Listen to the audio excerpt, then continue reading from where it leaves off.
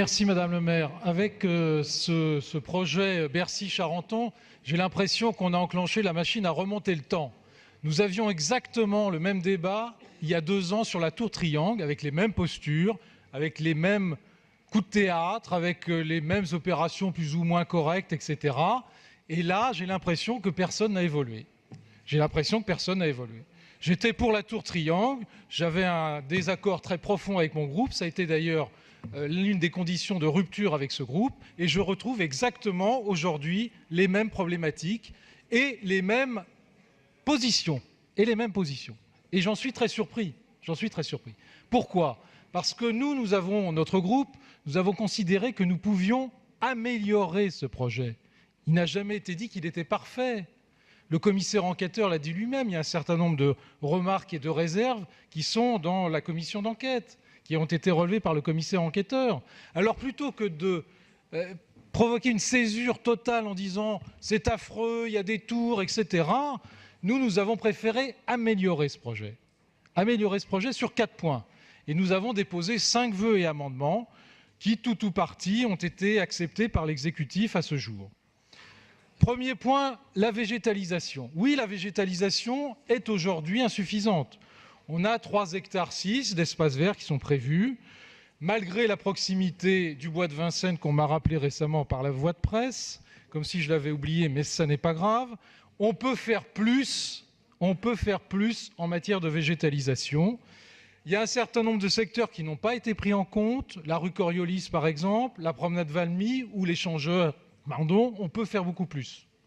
On peut faire aussi plus sur un certain nombre d'aménagements qui ne sont pas très bien définis aujourd'hui. En matière de végétalisation, la place Baron-le-Roi, la place de la Râpée, la place Lamé, tout ceci peut être amélioré, c'est l'objet d'un de nos vœux. Il peut y avoir aussi une meilleure intégration de la proximité du bois de Vincennes, tout ceci est possible. On a demandé également par ce vœu un agrandissement de la promenade sur la petite ceinture, avec peut-être la création d'un belvédère. Végétalisation, on peut faire mieux, et je crois que l'exécutif l'a compris dans ce projet. Les dessertes en transport, on le sait, c'est aussi un point faible de ce projet. Il y a une insuffisance des dessertes en transport sur ce quartier, tout le monde l'a constaté, y compris le commissaire enquêteur d'ailleurs, et c'est la raison pour laquelle nous avons proposé 2 vœux pour améliorer ce projet. D'abord, la proposition d'une nouvelle gare RER du RER D qui permettrait effectivement de relier ce quartier directement à la gare de Lyon, au centre de Paris et à Saint-Denis-Pleyel. Ce que nous demandons par notre vœu, c'est que les mesures conservatoires soient prises immédiatement pour réaliser ce projet de gare et d'arrêt du RER-D. Deuxième point, sur les transports, une évaluation des flux, c'est absolument indispensable. Et nous demandons une étude de mobilisation et une simulation de dynamique des flux avec la mise en place de stratégies efficaces sur la gestion des trafics. Le troisième point, c'est le projet en matière générale avec ses aménagements. Et là, nous avons déposé un amendement qui est clair. Ces aménagements doivent être conformes en matière d'innovation et de développement durable, aux critères d'innovation et de développement durable.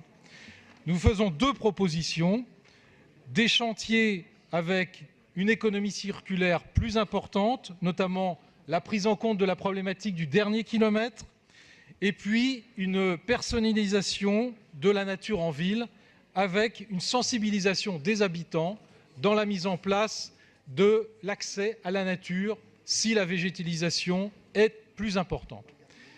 4e point, le problème des logements. Ça a été largement évoqué ici. Nous avons fait 2 vœux là également. Un vœu sur la répartition des logements. Nous demandons 1/3 de logements PLAI, 1/3 de logements PLS, 1/3 de logements plus.